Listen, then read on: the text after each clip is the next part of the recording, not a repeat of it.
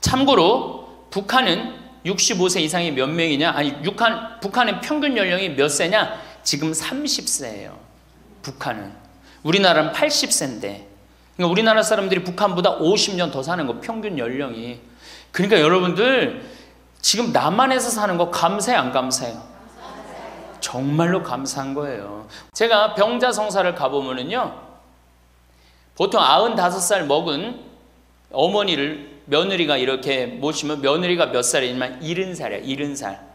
그러면 내가 병자성사를 가면 이렇게 누워있는 할머니, 그야말로 누워서 이렇게 죽 5년, 10년 받아먹는 할머니, 이렇게 며느리가 손을 잡고 뭐라고 그러는지 아세요?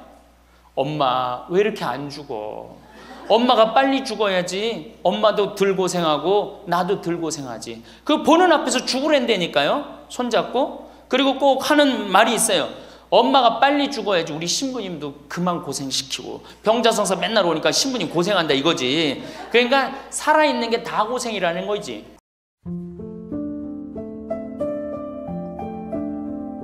오늘 우리 여기 오신 여러분들하고 제가 노년의 생활에 대한 얘기를 좀 하도록 하겠습니다. 우리나라가 자식에 대한 관심은 세계에서 1등인데 노인에 대한 관심은 선진국 중에서는 꼴등인 것 같아요. 정말로. 우리가 3000년 전에 평균 연령이 얼마였느냐 하면 3000년 전에 평균 연령이 20세였어요. 20살. 3000년 전에. 근데 1900년, 지금으로부터 100년 전에 평균 연령이 몇 세였냐면 47세였어요. 그러니까 3000년 동안 27년 늘어난 거예요. 근데 1900년에서 지금 2008년, 불과 100년 만에 평균 연령이 80세야. 그러니까 100년 만에 몇 세가 늘어났느냐 하면은 33년이 늘어나는 거, 33년이. 그러니까 지금 우리 여기 할머니들 보통 보면은 제가 장례 미사에 보면은 대개 92살, 93살 이래요.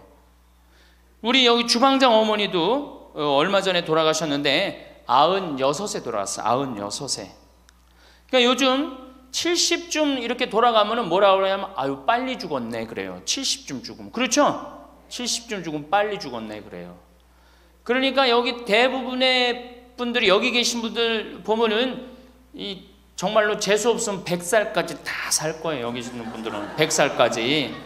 예. 까매서 한번 소구조사를 한번 해봐야 되겠다. 나 지금 70 넘었다. 손 들어봐요. 70 넘었다. 70은 나이도 아니네 보니까. 80 넘었다 하면 손 들어. 80. 우리 할머니 80 넘었어요? 몇 살이세요? 81? 이 할머니 여기까지 온 근력 보니까 105살까지 살게 생겼네. 예. 아니 81인데 이렇게 정정한데, 근데 여러분들 천지가 그래요. 천지가. 우리가 2006년에 100살 넘은 사람이 몇 명이냐면 1960명이에요. 그러니까 거의 2000명 됐어요. 2007년에 몇 명? 4000명이에요. 4000명. 더블로 늘어나요. 더블로. 일본은 100살 넘은 사람이 3만 명이 넘어요. 3만 명이. 그러니까 옛날에는 연령이 어떻게 돼 있었느냐 하면은 애들이 많았고 어른이 조금이었어요. 그래갖고 뭐 애들은 굉장히 많은데 나를 가면 갈수록 저갖고 동네에서 60살 넘은 사람은 1명 내지 2명이야. 동네에서. 그러니까 60 환갑 넘었다 그러면 이렇게 지나가다도 환갑 넘은 할머니가 지나가면 절로 고개를 숙였단 말이에요. 어디 옛날에 할아버지 할머니 환갑 넘은 할아버지 할머니 지나가는데 담배를 펴요. 피다가도 얼른 끄지. 근데 지금은 이게 우리나라가 65세 이상이 500만 명이에요. 500만 명. 65세 이상이. 그러니까 도표를 그리면은 이래 60세가 훨씬 많아. 65세가. 미국은 3,300만 명. 65세 넘은 분들이. 또 이 일본은 2천만 명. 그러니까 존경을 하려고 해도 누굴 존경해? 이 수없이 많이 돌아다니는데 옛날에 하나 둘이어야지 존경을 해야지. 지금은 천지가 할머니 할아버지들인데 누굴 존경해? 누굴 존경해? 그냥 길에 채이는 게 할머니 할아버지인데 존경할 수가 없는 거예요. 혹시 우리 늙은이들 왜 존경하지 않나 이렇게 섭섭해하는 할머니 할아버지들이 착각하는 거예요. 하나 둘이어야지 존경해지. 신부도 본당 신부가 하나니까 3,000명 교우들이 존경하는 거예요. 본당 신부가 100명이다. 우리 본당에 신부가 100명이다. 존경할 거 안 할 것 같아. 채이는 게 본 신부인데, 근데 신부님 만나기 하늘의 별 따기보다 어려우니까 존경을 하는 거예요. 옛날에 할머니 할아버지들이 존경받았던 이유가 동네에서 거의 없었기 때문에. 중간에 다 죽었어. 근데 요즘 안 죽고 다 같이 가는 거야. 다 같이. 65세 이상이 500만 명이에요. 500만 명. 참고로 북한은 65세 이상이 몇 명이냐? 아니, 북한의 평균 연령이 몇 세냐? 지금 30세예요. 북한은. 우리나라는 80세인데. 그러니까 우리나라 사람들이 북한보다 50년 더 사는 거, 평균 연령이. 그러니까 여러분들 지금 남한에서 사는 거 감사해, 안 감사해요? 정말로 감사한 거예요. 우리가 지금 뭐 여러 가지 뭐 경제 불황이다 어쨌다 저쨌다 해도 6.25 끝날 때나 여러분들 해방될 때보다 지금 잘 먹고 잘 살아요, 못 살아요? 그때에 비하면 너무너무 잘 먹고 잘 사는 거예요. 그런데도 우리가 불행하다고 생각한다면 하느님이 축복을 엄청나게 줬는데도 그 축복의 가치를 모르는 거죠. 근데 어쨌든 우리나라는 지금 프랑스는 120년 동안 고령화가 천천히 진행됐어요. 근데 우리나라는 20년 만에 초고령 사회로 들어섰어요. 왜냐하면 우리나라가 왜 초고령 사회로 들어서느냐 하면은 우리나라가 먹을 거리가 참 건강해요. 세계 5대 건강식품이 있는데 우리나라의 김치, 일본의 나또, 인도의 렌틸, 스페인의 올리브, 그리스의 요거트, 이게 세계 5대 건강식품이에요. 근데 그 중에 우리나라 식품이 뭐가 있어? 김치가 있단 말이야. 근데 인도의 렌틸이나 일본의 나또가 뭘로 만드냐면 콩으로 만드는 제품이에요. 근데 우리나라 콩으로 만드는 제품이 뭐가 있어? 된장, 간장, 고추장, 그리고 더 기가 막힌 건 뭐예요? 청국장 있잖아요. 청국장. 이 좋은 걸 먹으니까 죽어요, 안 죽어요? 안 죽는 거예요. 그러니까 다른 나라 120년 동안 가는 초고령 사회를 우리는 몇 년 만에 가는 거예요? 20년 만에 지금 가고 있어요. 제가 병자성사를 가보면은요, 보통 95살 먹은 어머니를 며느리가 이렇게 모시면 며느리가 몇 살이냐면 70살이야. 70살. 그러면 내가 병자성사를 가면 이렇게 누워있는 할머니, 그야말로 누워서 이렇게 죽 5년 10년 받아먹는 할머니, 이렇게 며느리가 손을 잡고 뭐라고 그러는지 아세요? 엄마 왜 이렇게 안 죽어? 엄마가 빨리 죽어야지. 엄마도 덜 고생하고 나도 덜 고생하지. 그 보는 앞에서 죽으랜다니까요. 손잡고. 그리고 꼭 하는 말이 있어요. 엄마가 빨리 죽어야지 우리 신부님도 그만 고생시키고. 병자성사 맨날 오니까 신부님 고생한다 이거지. 그러니까 살아있는 게 다 고생이라는 거지. 본인도 고생, 며느리도 고생, 병자성사 오는 신부님도 고생. 그러니까 늘 고생한다니까. 엄마 빨리 죽으라고 그러는 거예요. 제가 능평성당에 그 봉송체를 갔는데 이 할머니를 92살서부터 봉송체를 다녔는데 이 할머니 기억력이 기가 막혀요. 전달 봉송체 온 날 정확하게 기억해요. 날짜 요일까지. 근데 이 할머니가 내가 할머니 몇 살이에요? 그러면은 89이래. 92인데도 89이래. 93때 가갖고 할머니 몇 살이에요? 89이래. 95까지 제가 봉송체를 갔거든요. 그때도 물어보면 89이래. 왜 89이라고 그럴 것 같아요? 그렇게 기억력 좋은 할머니가. 미안한 거예요. 너무 오래 살으니까 누구한테 미안해? 자식들한테 미안한 거예요. 자식들한테. 그러니까 지금 이게 우리 현대의 가장 심각한 문제는 뭐예요? 이게 안 죽는 거야. 안 죽는 거. 그럼 왜 안 죽느냐? 이게 의학이 발달해 갖고요. 죽을 만하면 살려갖고 오고 죽을 만하면 살려갖고 오고 그래서 죽고 싶어도 죽지도 못해요 지금. 아이들이 20세기의 최고의 발명품을 뭘로 아느냐면 칫솔로 봐요. 칫솔. 20세기 최고의 발명품. 그러니까 칫솔 나오기 전에 옛날에 여기 할머니들, 동네 할머니들, 50대 할머니들 이빨이 몇 개나 남아 있었어요. 여기 하나, 여기 하나, 그러고 뻥 뚫렸잖아요. 그렇죠? 그래갖고 그냥 옛날에 합죽이 굉장히 많았죠. 이빨이 없으니까. 그리고 왜 옛날에는 이빨이 칫솔도 없었지만 왜 이빨이 이렇게 성하지 않았어요? 애를 7, 8, 10 놓으니 그거 애 놓으면서 힘쓰느냐고 잇몸 다 물러나고 이빨 빠지는 거예요. 근데 요즘 애도 안 놓지. 칫솔로 하지. 그러니까 이빨이 하나 둘이면은 50쯤 되면 이빨이 다 빠져요. 이빨이 하나 둘이면 어떻게 해요? 하나 둘이면 죽밖에 못 먹어요. 50살 넘어서 죽 먹기 시작하면은 아무리 죽 먹고 오래 살아도 10년 이상 못 버팁니다. 그 옛날에 환갑을 못 넘겼던 거예요. 근데 요즘 칫솔이 있어갖고 이빨이 온전한 할머니들 천지예요. 또 요즘은 의술이 발달해갖고 어떻게? 치과에 가갖고 틀니 다 해놓지. 또 이 해놓지. 요즘 또 임플란트까지 하지. 그러니까 이빨이 그냥 80이 돼도 다 튼튼한 거야. 이빨이 튼튼하니까 일주일에 한 번씩 고기를 꼭꼭 씹어 먹는 거예요. 죽 먹던 시대하고 고기 먹는 시대하고는 이건 틀리는 거예요. 매일 단백질을 공급해 주니까 죽어요, 안 죽어요? 안 죽는 거예요. 그래서 지금 어떻게? 굉장히 오래 사시는 거예요. 그리고 요즘 또 어떻게? 옛날에는 운동이 어딨어. 옛날에는 밭에 나가서 일하고 그냥 늘 힘들게 살았잖아요. 그러니까 옛날에는 맨날 나가서 고생하고 이빨 없지. 그러니까 어떻게? 그러니까 빨리 죽는 거예요. 저 뒤에 계신 분들 지금 40대 50대 되신 분들 손 들어보세요. 40대 50대 되신 분들 여러분들은 120살까지 살아. 120. 정말이에요. 여러분들은 120살까지 삽니다. 그러면 여러분들 지금 몇 년 남은 거야? 70년 남은 분들 많아요. 지금 자식이 문제가 아니라 누가 문제야? 여러분들이 문제예요. 지금 자식 걱정할 때가 아니에요. 지금 70년이면 작은 시간이에요? 70년이면 엄청나게 긴 시간이에요. 이 70년 동안 뭐하고 살 거냐? 이거 진짜 고민해야 돼요. 이렇게 오래 살 줄 모르고 노년에 대한 준비 안 하신 분들이 이 노년에 대한 준비를 하신 분들은 과연 몇이나 되고 노년을 준비 안 하신 분들은 얼마나 될까? 내가 보기엔 노년 제대로 준비한 사람들 10%도 안 돼요. 우리는 노년을 어떻게 준비하면 된다고 생각했어? 자식 하나 잘 키우면은 노년 준비 잘한다고 생각하고 있는 거예요.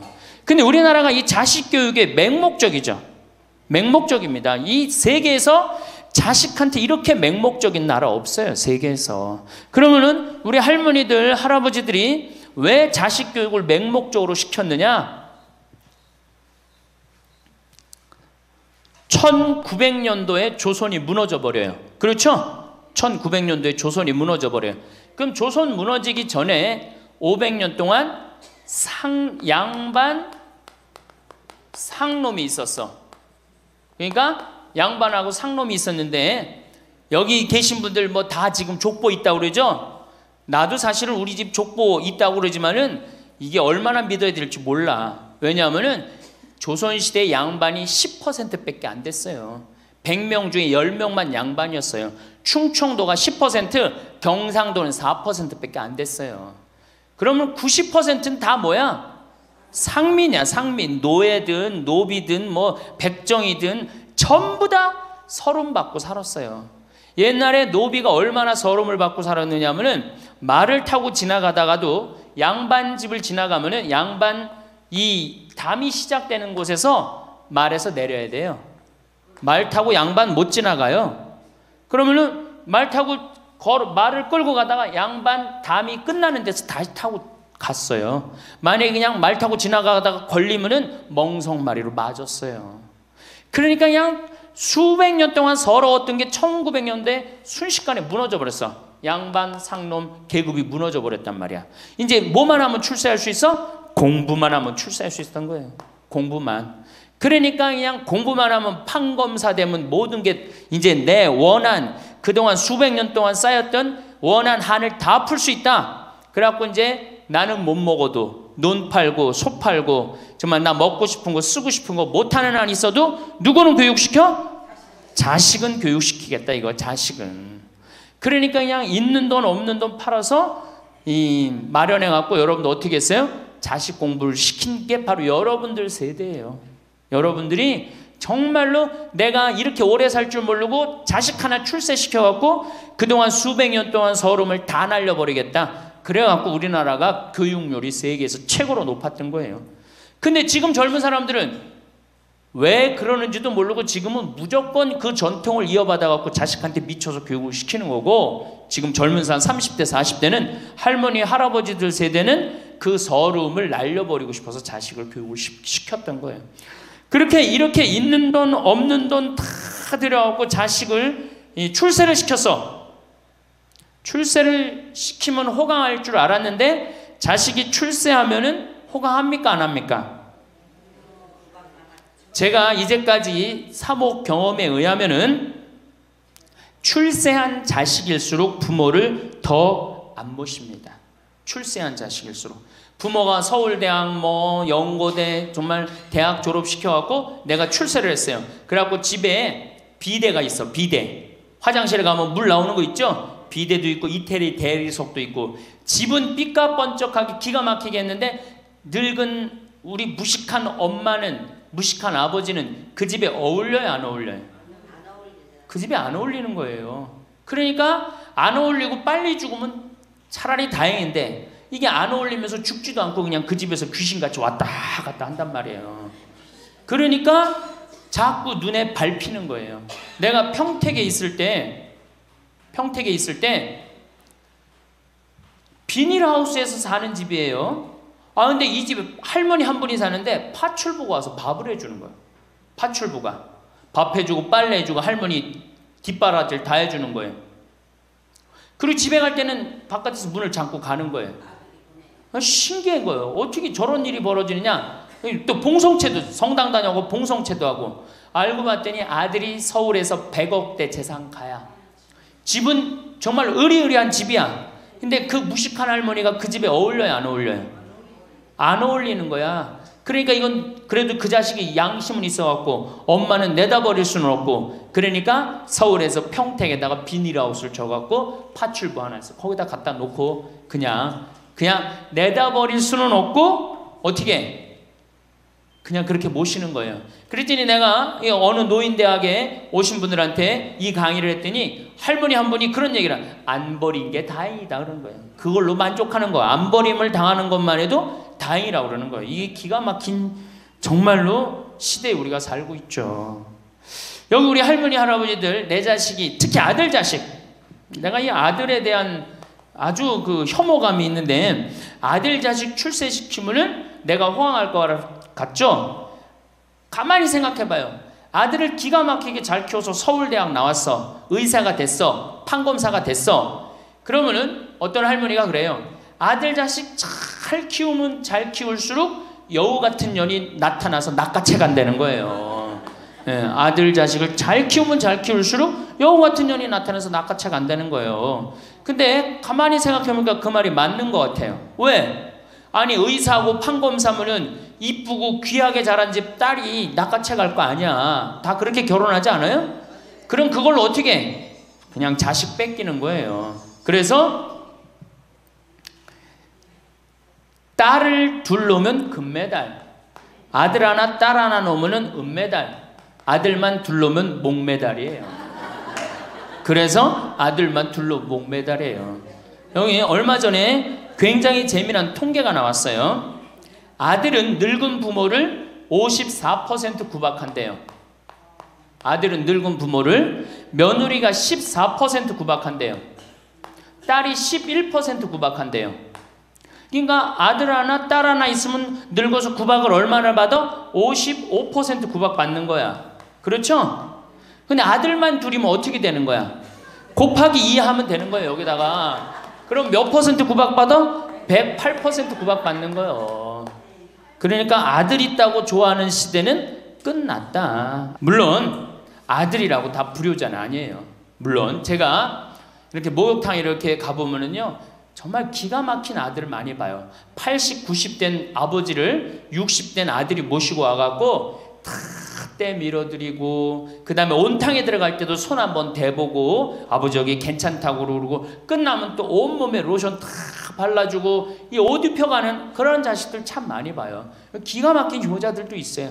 또 음식점에 가보면은 큰 늙은 그냥 꼬부랑 할머니 모시고 와갖고 고기 구워서 입에 넣어드리는 자식들도 참 많이 봐요. 그렇게 효도하는 자식들도 있는데 그 몇 퍼센트냐? 10% 이상 넘지 않을 거려. 우리 집도 이 둘째 아들이 기가 막힌 효자예요. 내가 봐도 참 효자. 좋은데 구경시켜드린다고 다 그 시와오 그 저기 뭐야 갈대숲 그리고 회도 사드리고 시간 되면 여행도 모시고 기가 막혀요. 근데 그런 아들이 몇이나 되겠느냐? 제가 보기에는 그렇게 많지 않아요. 제가 뭐 비산동에서 보좌 신부할 때 고해성사 들어보면 맨 자식 욕하는 할머니들 천지였어요. 맨. 우리나라가 자식에게 이 사교육비로 쏟아붓는 돈이 세계 1등입니다. 사교육비가 얼마 들어가? 20조 원을 쏟아넣었어요. 공교육비 말고 학교 가는 학비, 책값 이런 거 말고 학원 보내고 과외시키는 것만 20조 원을 쏟아넣은 거예요. 에이, 정신 나간 거죠. 이렇게 있는 돈 없는 돈 쏟아서 자식한테 쏟아붓는데 늙은 부모 안 찾아가기로 세계에서 1등이 어디에? OECD 국가 중에 우리나라가 1등이에요. 엄청나게 받았는데 그거 부모한테 되돌려줘요? 안 되돌려줘요? 되돌려주지 않아요. 이게 받아만 한 자식은요 줄 모릅니다. 받아만. 근데 우리나라 부모님들이 교육을 정말 잘못하는 게 뭐예요? 초등학교, 중학교, 고등학교, 대학교, 대학원 장가 갈 때까지 어떻게 해? 다 해줘, 다 해줘. 자기 허리 휘는 거 모르고. 미국은요 10살이 돼 애가 10살이 되면은 동네에서 얘네들은 16살이면 운전면허증을 딸 수 있어요. 16살이면. 그럼 10살 생일 때 얘네들이 뭘 하느냐 하면은 동네에 돌아다니는 차, 자기 마음에 드는 차 있죠? 그걸 찍어요. 저 집의 아저씨 저 차는 내가 나중에 6년 후에 살 거다.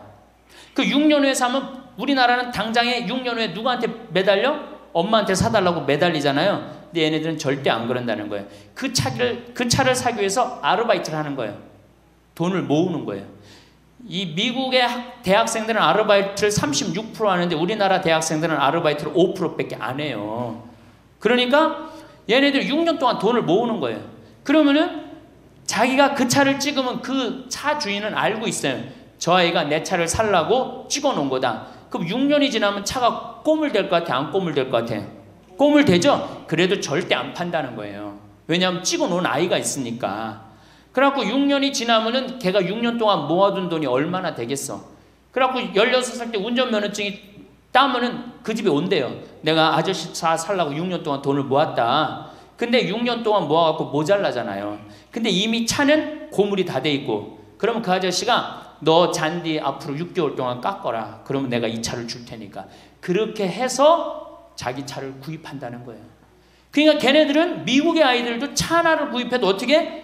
아무리 부잣집 아이들 때더라도 다 자기가 아르바이트해서 하는 거예요. 그 16살만 되면 독립한다고 생각을 해요. 차 자기가 구입하죠. 집도 자기가 구입합니다.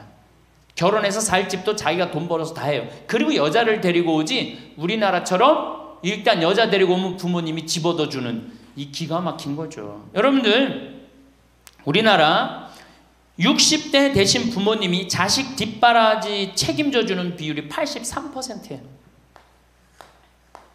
그러니까 대부분의 할머니 할아버지들이 60이 돼도 누구 뒷바라지 해주느냐고 허리가 휘어? 자식들 뒷바라지 안 하고 허리가 휘는 거예요. 우리 집에 캐나다 원어민 선생님 수원에 있는 중학교 영어 원어민 선생님이 일주일 동안 우리 집에 와서 농사를 배웠어요. 그런데 이름이 디아나라고 그러는 여선생님인데 내가 그 친구랑 이렇게 얘기를 하는데 한국에 오니까 너무너무 이상하대요. 뭐가 이상하냐고 그러니까 애들이 학원 다니는 것도 이상하지만은 고등학교, 대학교 결혼할 때까지 부모가 돈 다 대주는 게 이상하다는 거예요. 자기네 캐나다가 우리나라보다 훨씬 잘 살아요. 자기네 나라는 고등학교 졸업하면은 부모님 이제까지 키운 거 고생했다. 그리고 그 다음에 다 자기네들 알아서 독립한대요. 부모님 그동안 하드워크 열심히 일했다 이거예요. 근데 그 늙은 부모님한테 붙어갖고 부모님 괴롭히면 안 된다 이거죠. 근데 우리나라는 그런 생각 해요 안 해요? 마지막까지 다 뺏어 먹는 거지. 그리고 이제 늙으면은 귀찮다고 내다버리고. 제가 평택에 있을 때 정말로 그 신문에도 보도가 꽤 됐던 거예요. 사람들이. 그래갖고 미리 짐부터 붙인다고 그랬는데 짐이 하나 왔어.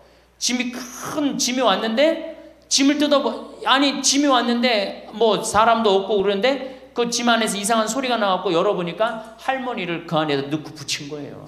할머니를. 그래갖고 아니 도대체 어떻게 된 거냐? 자식이 누구냐? 이름을 밝히질 않는 거예요. 자기 아들이 공무원이거든. 그러니까 밝히지 않는 거. 자, 그 자식 생각한다고. 그거는 여러분들 자식 교육이 아니에요. 그런 자식 살아서 뭐 할 건데. 그런 자식 키워서 뭐 할 건데. 그러니까 우리나라는 이게 자식한테 너무 맹목적인 사랑을 하면서 그게 교육인 줄 알고 있는 거예요. 자기가 인생을 살아가면서 힘든 것도 배우고 즐거운 것도 배우고 보람도 느껴야 되는데 너는 뭐만 잘하면 돼? 공부만 잘하면 돼. 공부만 잘하면 돼. 그러니까 자기만 알고 자란 놈이죠. 그러니까 이기적으로 자란 놈이 이타적으로 살 것 같아요? 절대 못 삽니다. 우리 어렸을 때는 어머니가 부침개를 했어. 그럼 어떻게 해요? 이 집에도 갖다 줘라, 저 집에도 갖다 줘라. 그러면서 동네 돌아다니면서 이 갖다 주는 재미, 그러면서 나누는 것도 배우잖아요. 요즘 애들이 그런 애들이 어디 있어요? 아파트 문 닫으면 끝인데. 그렇게 자라는 애들이 남을 생각할 것 같아요? 어떻게 해서든지 4배만 채우면 되는 걸로 자란지. 정말로 그렇게 해갖고 자식을 키우면은 뭐 할 건데요? 83%가 60세에 책임을 지는데 70세에 돼갖고는 몇 %가 책임지느냐 하면은 64%가 자식을 책임져요. 70이 됐는데도. 그런데 일본은 9%, 70이 돼갖고 자식 책임지는 부모는 9%예요. 홍콩이 11%. 그러니까 우리나라 50% 할머니 할아버지들은 늙어 죽을 때까지 누구한테 뒷바라지하다 죽어요? 자식 뒷바라지하다 죽어요. 이걸 문서 없는 노비라고 그래요. 문서 없는 노비야. 완전히 죽을 때까지 노예야, 노예. 그러니까 그렇게 하시면은 안 됩니다. 이제 여러분들 인생을 사셔야 돼. 자, 효도가 사라진 시대예요. 이제는 부모가 애절해야지 효도를 하지. 부모가 내가 부모가 없으면 내가 정말로 이게 안 되겠구나 이래야 되는데 지금 내가 50, 60이 됐는데도 부모가 살아있어 안 살아있어요? 50, 60이 돼도 부모가 살아있어요. 내 몸 하나 건사하기 힘든데 누구까지 책임져? 80, 90된 어제 여기 어제 성당에서 교육을 받으러 왔는데 자기 부모 살아있는 분 손들어 보니까 많더라고요. 몇 살이냐니까 100살이래. 100살. 그래갖고 자식들이 어떻게 됐냐 그러니까 자식들이 먼저 죽었대요. 너무 오래 살으니까 자식 앞세우는 할머니들도 굉장히 많아요. 100살. 100살이래요. 요즘 90 넘는 거는 아주 쉬운 일이에요. 웬만해야지 효도할 거 아니야. 먼저 죽는데, 모시다가 먼저 죽는데. 조선시대만 하더라도 부모님을 그저 10년만 정성스럽게 모시면 부모님이 알아서 돌아가 주셨어요. 알아서 돌아가 주셨어요. 그런데 요즘 부모님들은 20년을 모셔도 30년을 모셔도 돌아갈 생각을 안 하는 거예요. 100살을 산다면 거의 50년을 모셔야 되는 거예요. 그러니까 자식들이 부모 모시다 지치는 거예요. 자식들이 부모 모시다 지치는 거예요. 김병에 효자 없다는 말뿐만 아니라 오래 사시는 늙은 부모님한테도 효자 없게 되어 있습니다. 생각해 보십시오. 내 나이가 70이 다 됐는데도 내 몸 하나 건사하기도 힘든데 100살 된 부모님 모시는 거 쉬운 일이 아닌 거예요. 제일 좋은 건 뭐예요? 내가 늙어 죽을 때까지 자식한테 의지하지 않고 살다가 돌아가실 때는 꼴까닥 죽어버리는 거야. 돌아가실 때는. 그러니까 지금 자식하고 같이 붙어서 산다 이런 생각 꿈도 꾸지 마시고 그냥 나 혼자 살다가 어떻게 죽을 때 꼴까닥 죽으면 되는 거. 죽을 때 신부님 그래도 자식이 내 임종은 봐야 되지 않느냐. 임종은요 부모님 조선시대에 또 그 전에 한 평균 연령 37세 40세 때 자기 부모님 돌아가시는 거 못 보면 한이 됐어요. 그렇죠? 근데 지금 임종 볼 필요 없어요. 볼 만큼 봤어. 아주 지겹게 봤어. 뭐 임종까지 봐요. 그냥 주무시다가 꼴까닥 돌아가시는 게 제일 좋으신 거예요. 이 꼴까닥 돌아가시는 방법은 내가 이제 네 번째 시간에 알려드리도록 하겠습니다. 시부모님 어떻게 꼴가닥 돌아가는 방법이 있습니까? 방법이 있어요. 꼴가닥 죽는 방법이 있어요. 우리 옛날에 뭐라 그래? 요즘 뭐라 그래? 9988이라고 그러죠?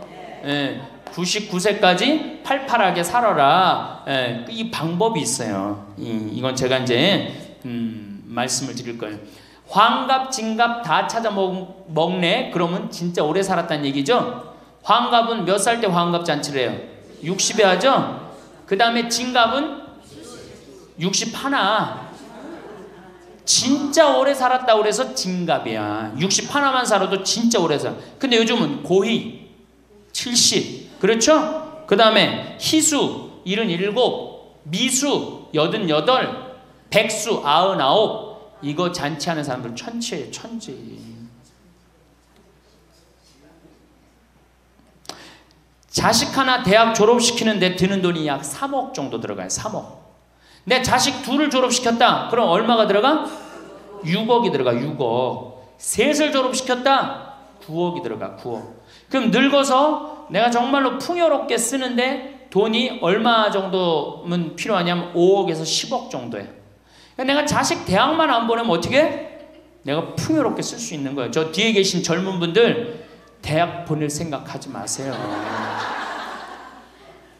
여러분들 우리나라가 고등학교 졸업해갖고 대학교 들어가는 게 83%가 고등학교 졸업하는 아이들이 대학 가요.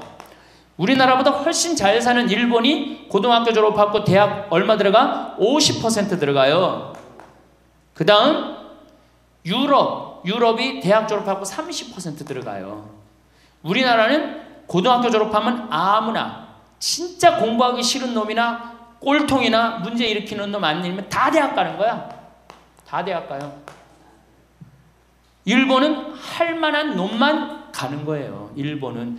유럽은 진짜 똑똑한 놈만 가는 거예요. 그래서 독일은 대학 졸업하면 문패에다 대학 졸업했다는 표시를 써놔요. 그만큼 대학 졸업하는 게 힘든 거예요. 근데 우리는 아무나 대학 졸업 다 해요. 아무나. 그 좋은 대학 가면 몰라. 머리는 완전히 그냥 정말로 돌머리인데 그냥 무슨 지방 제3대학 4대학 나왔고 취직을 해요. 올해 여러분들 100명 졸업한 중에 취직 몇 명 했어? 3.8명에서 3.8명. 96명이 취직을 안 하고 놀고 있어요. 대학원 졸업했겠다. 손에 기름 묻히긴 싫겠다. 엄마 아버지 등 뜯어먹고 살고 있는 거예요. 아까 얘기했잖아. 83%가 60이 돼도 자식 책임진다고. 대학 졸업하고 취직을 해야지 자기 구실을 할 거 아니야.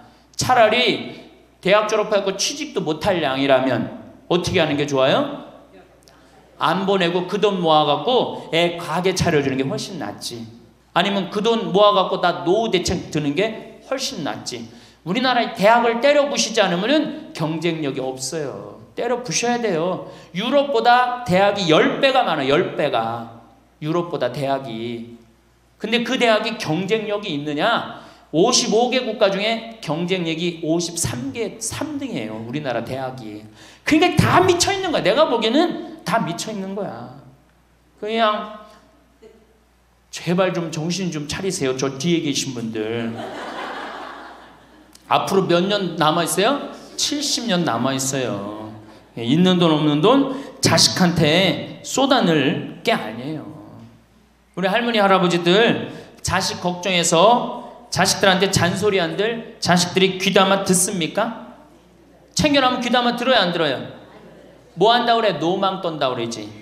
우리 엄마 아는 것도 없고 무식한데 웬 챙겨를 이렇게 하느냐고 엄마나 잘하라고 그러고 구박하죠. 그러니까 지금 우리 할머니 할아버지들도 자식 걱정할 때가 아니야. 이제는 누구 걱정해? 내 남은 여생을 어떻게 의미 있고 행복하게 지낼 것이냐. 그거 하나. 나 자식한테 부담 안 주고 내 속 썩이는 거, 나 하나 속 안 썩이고 나 혼자 행복하게 사는 게 진짜 그 좋은 거예요. 제가 외국 여행 다녀보니까 선진국에서 돈 쓰는 사람들은 다 할머니 할아버지들이에요. 백화점에서 양장 사 입고 양복 사 입는 분들 다 누구야? 할머니 할아버지들이에요.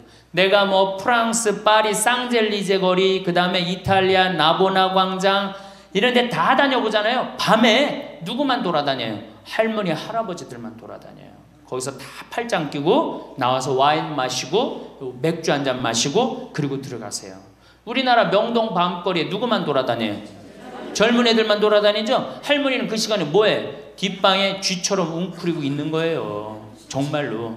그래갖고 명동에 나가면 할머니들, 할아버지도 구경할 수 없는데 탑골공원에 가보면 할머니들이 거기서 뭐하고 비둘기하고 놀고 있잖아. 놀아주는 사람도 없으니까. 비둘기하고 놀아주고 있는 거예요. 제발 그러지 마시고 가지고 있는 거 쓰고 돌아가세요. 쓰고. 그리고 제발 다니세요. 그리고 우리 할머니들 지금 오늘 1박 2일 이렇게 나와주는 거 이거 며느리한테 굉장히 좋은 거예요. 나 며느리랑 산다 한번 손 들어봐. 며느리랑 사는. 며느리랑 사는 분은 가능한 한 집에서 자꾸 나가주는 게 좋은 거예요. 하루라도 집을 비워주는 게 며느리가 좋은. 생각해봐. 30년 40년 시어머니하고 같이 산다고 생각을 해봐요. 아침부터 저녁까지 그냥 얼굴 마주보고 산다고 생각해봐. 얼마나 힘들어. 귀 있을 때마다 뭐 해주는 게 좋아? 나가주는 게 좋은 거예요. 그러니까 가능한 한 나가 돌아다니고, 예? 아침에 해 뜨면 집에 나와갖고 해 지면 집에 이제 들어가는 거, 그게 좋은 거예요. 그래갖고 청승맞게 탑골공원 그런 데 가면 안 되고 이런 데. 그냥 노인대학, 우리 천주교가 진짜 잘하는 게 뭔지 아세요? 노인대학이에요. 노인대학. 이거 정말로 천주교 진짜 잘하는 것 중에 하나예요. 우리나라 경제가 왜 안 돌아가는 줄 아세요? 할머니 할아버지들이 돈을 안 써서 경제가 안 돌아가는 거예요. 할머니 할아버지들이 돈을 안 써서 경제가 안 돌아가는 거 생각을 해봐. 옛날에는 할머니 할아버지들이 조금밖에 없었잖아요. 쓰면 얼마나 써, 이 할머니 할아버지들이. 애들이 돈 썼잖아요. 근데 지금은 어때? 이렇단 말이야. 이 500만 명이 돈을 안 쓴단 말이야. 돈을 왜 안 써? 돈을 왜 안 쓰냐면은 내가 가지고 있는 집 이거 누구한테 물려주려고 안 쓰는 거야? 자식한테 물려주려고 안 쓰는 거야. 이거 은행에다 맡기고 이거 쓰면은 우리나라 경제 돌아갈 것 같아? 안 돌아갈 것 같아요? 팍팍 돌아갑니다. 팍팍. 할머니들이 여행도 많이 다니고 옷도 많이 사고 맛있는 것도 많이 사고 사 먹고 그러면 경제 팍팍 돌아가. 아 근데 이 500만 명이 돈을 깔고 뒷방에 딱 그냥 눌러 앉아서 안 쓰네. 그러니까 경제가 안 돌아가는 거예요. 다 쓰시다가 돌아가실 때 통장에 500만 원만 남겨놓고 돌아가세요. 500만 원만 통장에 다 쓰다가 신부님 500만 원으로 무슨 장례를 합니까? 부주금 들어오잖아. 부주금. 이 부주금 갖고도 싸우는 사람 많아요. 네가 더 갔느냐 내가 더 갔느냐 그리고 싸우고 앉아있다고. 세상에 부모 돌아가셨는데 부주금 갖고 그래갖고 형제끼리 싸워갖고 죽고 그러는 경우도 많아요. 얼마나 이게 우리나라가 지금 정말로 불행한 거예요. 다 쓰다가 통장에 얼마만 남기고 죽어? 500만 원만 남기고 죽을 때 어떻게 죽어? 꼴까닥 죽어버리란 말이야. 다 쓰다가 통장에 500만 원만 남으면 꼴까닥 죽게 돼 있어요. 근데 안 쓰고 뒷방에 들어 앉으면 10년 20년 벽에 똥치라고 사는 거예요. 저는 우리 형제들한테 이미 공표했어요.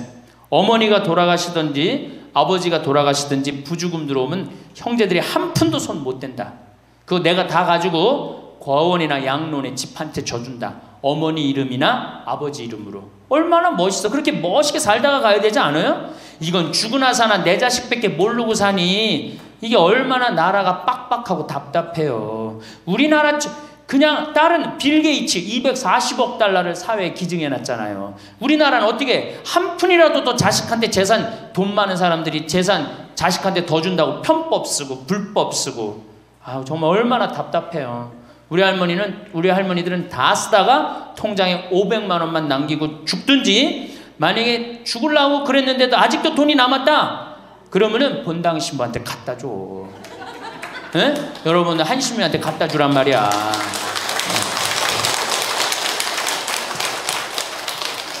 박수 치는 거 보니까 갖다 줄 의사가 있나 본데? 에? 제발 자식한테 주는 게 절대 훌륭하게 사는 게 아니에요.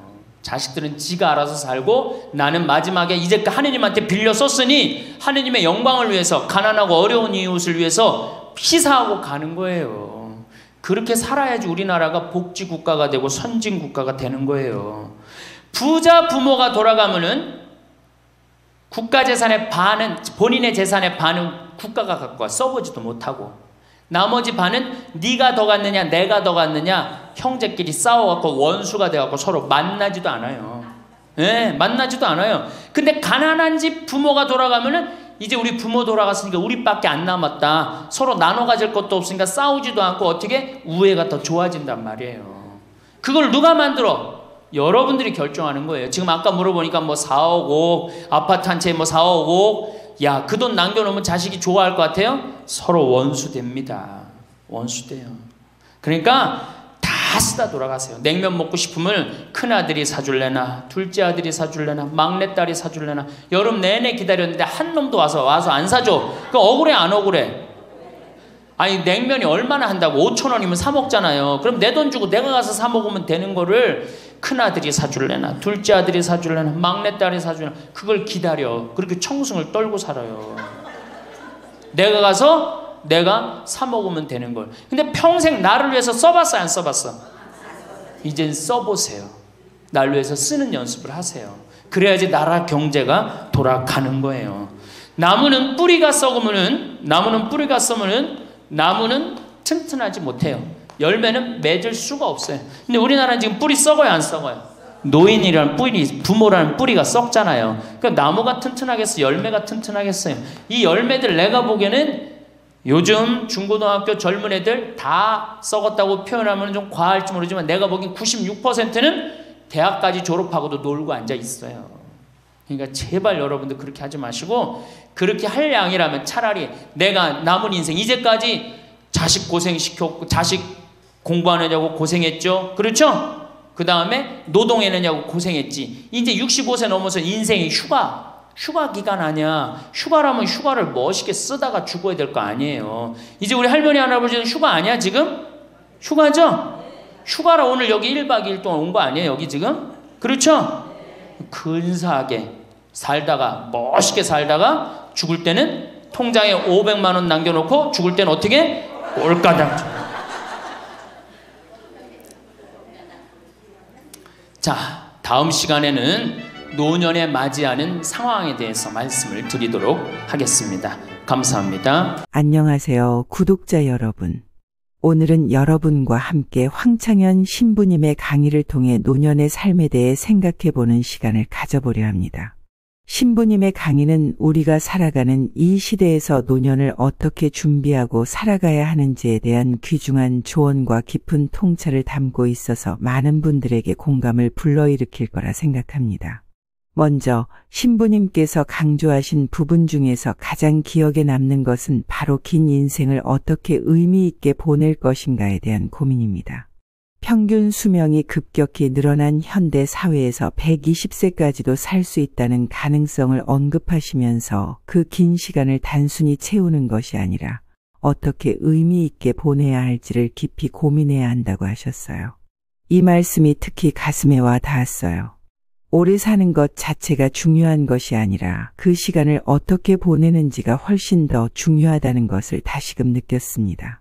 지금 우리가 노년을 맞이하면서 어떻게 살아가야 할지 미리 준비하는 것이 정말 필요하다는 생각이 드네요. 또한 신부님께서 말씀하신 자녀와의 관계에 대해서도 깊이 공감하게 되었습니다. 자식에게 모든 것을 해주고 싶은 마음은 당연하지만 때로는 부모의 지나친 희생이 자식에게 독이 될 수도 있다는 점을 지적하셨어요. 저도 자식을 키우면서 이런 부분에 대해 고민해 본 적이 많아요. 자식을 위해 희생하는 것이 반드시 자식의 행복으로 이어지는 것은 아니라는 생각, 여러분도 한 번쯤 해보셨을 거라 생각합니다. 신부님께서 부모의 헌신이 오히려 자식에게 부담이 될 수 있다 고 하신 말씀은 정말 마음 깊이 새겨둘 필요가 있는 조언인 것 같아요. 세 번째로 신부님은 자식에게 의존하지 않고 독립적으로 살아가는 것이 노년에 있어서 중요하다고 강조하셨습니다. 자식에게 기대지 않고 자신의 삶을 스스로 책임지는 것이 가장 아름답게 나이 들어가는 방법이라고 하시면서 통장에 500만 원만 남기고 깔끔하게 죽는 것이 최선이라고 하셨어요. 처음에는 조금 충격적이었지만 곰곰이 생각해보니 자식에게 부담을 주지 않으면서도 자신의 존엄성을 지키는 방법이라는 점에서 공감이 되었습니다. 그리고 신부님께서는 노년의 삶이 단순히 자신만을 위한 것이 아니라 사회 전체를 위한 것이 되어야 한다고 말씀하셨어요.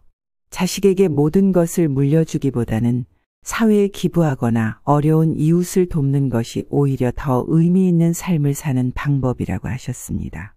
저도 이 말씀에 깊이 동의합니다. 우리가 살아가는 세상이 조금 더 나아지려면 우리 노년층도 사회에 기여하는 삶을 살아야 하지 않을까 싶어요. 마지막으로 신부님께서 강조하신 행복한 노년을 위한 방법들은 우리에게 큰 울림을 줍니다. 특히 자식에게 지나치게 의존하지 말고 자신의 삶을 주체적으로 살아가라는 말씀은 오늘날 우리 모두에게 꼭 필요한 조언이 아닐까 생각해요. 부모와 자식 간의 관계에서 서로의 독립성을 인정하고 각자의 삶을 존중하는 것, 그것이야말로 현대 사회에서 더욱 중요해지고 있는 가치라는 점을 잊지 말아야겠어요. 결론적으로 신부님의 강의는 노년의 삶에 대한 조언을 넘어서 우리가 어떻게 살아가야 할지에 대한 깊은 성찰을 제공해 주십니다. 이는 비단 노년층을 위한 메시지가 아니라 모든 세대가 생각해 볼 수 있는 삶의 지침이 될 수 있다고 봐요. 이 강의를 통해 우리가 노년의 삶을 어떻게 준비해야 할지, 자녀와의 관계를 어떻게 맺어야 할지, 그리고 자신의 삶을 어떻게 의미 있게 살아갈 수 있는지에 대해 생각해 볼 수 있기를 바랍니다. 이제 이 강의 내용을 바탕으로 여러분과 함께 더욱 깊이 있는 대화를 나눌 수 있기를 기대합니다. 우리 모두가 행복한 노년을 맞이하기 위해 함께 고민하고 또 서로 도울 수 있는 시간이 되었으면 좋겠습니다. 항상 함께 해주셔서 감사드리고 앞으로도 우리 함께 더욱 의미 있는 삶을 만들어가요. 감사합니다. 여러분, 이사를 계획하고 계신가요? 그렇다면 오늘 제가 전할 내용에 주목해 주세요. 이사를 갈 집을 선택할 때에는 단순히 예산이 맞고 마음에 드는 곳을 고르는 것만이 전부가 아닙니다. 저의 경험담을 통해 알게 된 것인데 이사를 가고 나서 불행하거나 고통스러운 일을 겪는 경우가 많았어요. 그래서 오늘은 이사 갈 때 반드시 피해야 할 집의 유형을 소개하려 합니다. 옛날 풍수지리학을 공부하신 선배님들이 남긴 문헌에 따르면 특정 집들은 꼭 피해야 한다고 강조하셨어요. 이러한 지혜를 바탕으로 저는 여러분이 이사를 계획하고 있다면 잠시 그 계획을 멈추고 제가 오늘 말씀드리는 특징이 현재 거주하고 계신 집에 해당되는지 아니면 이사갈 예정인 집에 해당되는지 꼼꼼히 확인하시길 바랍니다. 만약 해당된다면 오늘 제가 알려드릴 방법을 꼭 적용해 보세요. 이사를 계획하시는 분들이 계시다면 이 정보가 도움이 되길 바라며 더 좋고 건강한 거주 환경을 선택하는 데 조금이나마 도움이 되었으면 합니다. 기억해 두세요. 집은 단순히 살아가는 공간이 아니라 우리의 삶에 긍정적인 에너지를 불어넣을 수 있는 장소여야 합니다.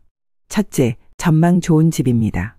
여러분, 이사갈 집을 고르실 때 풍수지리의 중요한 원칙 중 하나를 빼놓지 마세요. 그건 바로 전망입니다. 전망 좋은 집은 탁 트인 시야를 제공하며 이는 곧 우리 삶에서 큰 재물과 행운으로 이어진다고 전해집니다. 특히 한강이나 산 같은 아름다운 자연을 조망할 수 있는 집은 에너지가 뛰어나다고 알려져 있죠. 옛 문헌에 따르면 전망이 좋은 집에 사는 것은 대대손손에 걸쳐 운이 트이고 재물을 축적하는 데 큰 도움이 된다고 합니다. 현대에 와서도 이런 집들은 풍수학에서 매우 선호되는 터 중 하나로 꼽히며 이런 집에 사는 사람들이 많이 성공하는 경향이 있습니다. 전망이 탁 트인 곳에 거주하면 마치 눈앞에 펼쳐진 끝없는 가능성처럼 삶에서도 장애물 없이 전진할 수 있다는 상징적 의미가 있습니다. 그래서 만약 거실 창가에서 멀리까지 보이는 집을 찾으신다면 그 집은 단순히 비싼 가격을 넘어 진정한 명당이 될 수 있습니다. 이런 집에서 살면 미래에 대한 명확한 비전과 함께 재물과 소원 성취의 기회가 늘어난다고 믿어집니다. 여러분도 이사를 계획하고 계시다면 전망 좋은 집을 한번 고려해 보세요. 진정으로 삶의 질을 향상시킬 수 있는 선택이 될 수 있습니다. 두 번째, 느낌이 오는 집입니다. 이사를 준비하실 때 집을 보러 다니는 일은 참 중요합니다. 그 중에서도 특히 방문하자마자 이곳이다 싶은 집이 있죠. 바로 그 집, 그 느낌을 절대 간과하지 마세요. 여러분 각자에게는 독특한 기운이 있으며 이 기운이 외부의 기운과 조화를 이루었을 때 그 느낌은 매우 긍정적인 반응을 일으킵니다. 이런 긍정적인 느낌이 드는 집은 운을 불러오고 행복이 넘쳐오르는 곳입니다. 이게 바로 오늘 여러분께 전하고 싶은 중요한 메시지입니다. 집과의 첫 만남이 기쁘고 활기차다면 그 집은 여러분에게 맞는 집입니다. 반면 집에 들어섰을 때 어두움이나 우울함을 느낀다면 그런 집은 피하는 것이 좋습니다. 집을 선택할 때 남들이 좋다고 하는 집이 반드시 여러분에게도 좋은 집은 아닙니다. 따라서 집을 보러 갔을 때의 첫 느낌을 중요하게 생각하셔야 해요. 첫 인상이 밝고 긍정적인가요? 그렇다면 그 집은 여러분의 기운과 잘 맞는 집일 가능성이 높습니다. 이런 집에서는 분명 좋은 일들이 많이 일어날 거예요. 그러니 집을 고를 때는 이러한 감정적인 반응을 소중히 여기시고 여러분의 감정을 믿으세요. 여러분의 새로운 보금자리가 여러분의 삶에 긍정적인 에너지를 불어넣고 모든 면에서 번영을 가져다 줄 수 있도록 신중한 선택을 하시길 바랍니다. 세 번째, 통로가 좁은 집입니다. 이사를 할 때 주의해야 할 또 하나의 중요한 포인트는 바로 집의 통로와 공간 분배입니다. 옛날부터 좋은 집은 입구가 좁고 뒷마당이 넓은 구조로 알려져 있습니다. 이런 구조는 집 전체의 안정감과 편안함을 제공하며 좋은 기운이 집 안으로 잘 흘러들어오게 합니다. 하지만 현대의 아파트는 공용 공간이 많거나 실제 거주 공간보다 크게 보이도록 설계된 경우가 많습니다.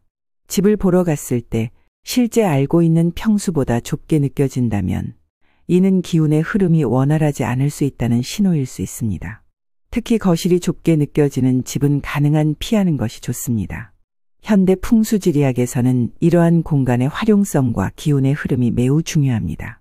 집 안에 들어서자마자 탁 트인 느낌을 받는다면 그 집은 긍정적인 에너지가 잘 흐르는 공간일 가능성이 높습니다. 반대로 입구가 협소하고 내부 공간이 기대에 못 미치면 그 집은 에너지가 막혀 있을 수 있으니 주의하셔야 합니다. 따라서 집을 선택할 때는 실내 공간의 분배와 크기를 꼼꼼히 확인하시고 개방감과 통풍이 잘 되는 구조를 선호하시는 것이 좋습니다. 이런 요소들은 집에서의 삶의 질을 결정짓고 여러분의 행운과 행복에 크게 기여할 수 있습니다. 넷째, 물의 중요성입니다. 풍수지리학에서는 큰 물 근처에 위치한 집이 큰 운을 가져다 준다고 여겨져 왔습니다. 실제로 큰 강이 있는 지역은 대부분 부유한 지역으로 알려져 있죠. 예를 들어 서울의 한강변에는 고가의 아파트들이 즐비해 있습니다. 이는 단순히 경치가 좋기 때문만이 아니라 강이라는 큰 물줄기가 부의 기운을 끌어들인다고 여겨지기 때문입니다. 하지만 물의 영향은 외부 풍경에만 국한되지 않습니다. 집 내부에서도 물의 흐름은 매우 중요한데요. 집을 보러 갈 때는 꼭 수전을 확인하셔야 합니다. 수압이 강하고 물줄기가 거세게 나오는 집은 좋은 기운이 넘친다고 볼 수 있습니다. 반대로 수압이 약하거나 물줄기가 애매모호하게 나오는 집은 기운이 약해 재물운이나 건강에 좋지 않은 영향을 미칠 수 있습니다. 따라서 이사를 고려하실 때는 반드시 집안의 수압을 확인하세요. 강한 수압은 집안으로 흘러들어오는 긍정적인 에너지의 표현이며 이는 여러분의 생활에도 큰 행운과 번영을 가져다 줄 것입니다. 물이 풍부하고 흐름이 좋은 집을 선택함으로써 여러분은 재물 걱정 없이 풍족한 생활을 누릴 수 있게 될 것입니다. 다섯째, 눈에 잘 띄는 집입니다. 풍수지리학에서는 현관이 눈에 잘 띄는 집이 긍정적인 에너지를 받는다고 여겨집니다. 옛 조선시대 명문 가문의 집들을 살펴보면 대부분 담벼락이 낮고 대문이 잘 보이는 구조로 설계되어 있음을 알 수 있습니다. 이러한 설계는 집안으로 좋은 기운이 쉽게 들어오게 하여 번영을 가져다 줍니다. 하지만 현대에 와서는 대부분의 사람들이 아파트나 빌라에 살고 있기 때문에 전통적인 담벼락 대신 현관 입구가 그 역할을 하게 됩니다. 이는 아파트의 중문이나 본 입구를 의미하며 이곳이 잘 보이고 접근하기 쉬운 곳에 위치해야 합니다. 아파트에서는 특히 입구가 멀리 떨어져 있거나 복도가 길고 복잡한 구조라면 이는 좋지 못한 기운을 가지고 있다고 볼 수 있습니다. 예를 들어 엘리베이터에서 내려 집까지 거리가 멀고 여러 굴곡을 거쳐야 한다면 이는 기운이 제대로 흐르지 못하게 만들 수 있습니다. 따라서 집을 선택할 때는 입구가 직관적으로 보이고 쉽게 접근할 수 있는지 확인하는 것이 중요합니다. 이런 구조의 집은 집안으로 긍정적인 에너지가 원활하게 흐를 수 있도록 도와주며 이는 여러분의 생활에 큰 긍정적인 영향을 미칠 것입니다. 집을 보러 갈 때는 이 점을 꼭 기억하시고 집의 가시성과 접근성을 철저히 살펴보세요. 여섯째, 전 거주자의 이사 이유입니다. 여러분이 새로 이사갈 집에 먼저 살았던 사람들이 왜 그곳을 떠났는지를 알아보는 것이 중요합니다. 부동산 중개사를 통해 이전 거주자들이 로또에 당첨되었거나 승진 등으로 좋은 곳으로 이사 갔다는 긍정적인 이야기를 듣는다면 그 집은 좋은 기운을 가지고 있고 명당일 가능성이 높습니다. 반면 이전 거주자가 불행한 이유나 안 좋은 상황으로 인해 이사를 갔다는 소식을 들었다면 주의가 필요합니다. 그런 집은 불운의 기운을 가질 수 있으며 이런 기운이 새로운 거주자인 여러분의 가족에게까지 영향을 미칠 수 있습니다. 따라서 집을 고를 때는 이전 거주자의 이사 이유를 반드시 확인하고 가능한 한 긍정적인 이유로 떠난 집을 선택하는 것이 중요합니다. 이런 정보는 집의 에너지를 간접적으로나마 파악할 수 있는 좋은 방법이 됩니다. 집에는 보이지 않는 에너지가 흐르고 있으며 그것이 거주자의 운명에 좋은 영향을 끼칠 수도 있고 나쁜 영향을 끼칠 수도 있습니다. 그러므로 이사를 결정하기 전에는 전 거주자가 집을 떠난 이유를 꼭 확인하세요. 이를 통해 여러분과 여러분의 가족이 행복하고 번영할 수 있는 집을 선택할 수 있을 것입니다. 일곱 번째 이사 팁은 바로 집의 방향성에 대한 것입니다. 풍수지리학에서는 일출을 볼 수 있는 동남향이나 남향 집을 명당으로 꼽습니다. 해가 뜨는 방향인 동남향 또는 남향 집은 햇볕이 잘 들어오기 때문에 집안의 생기와 긍정적인 기운이 가득 차게 됩니다. 이런 이유로 실제로 동남향 또는 남향 집은 많은 사람들에게 인기가 많죠. 반면 해가 지는 방향인 서향이나 북향 집은 풍수에서 흉당으로 여겨집니다.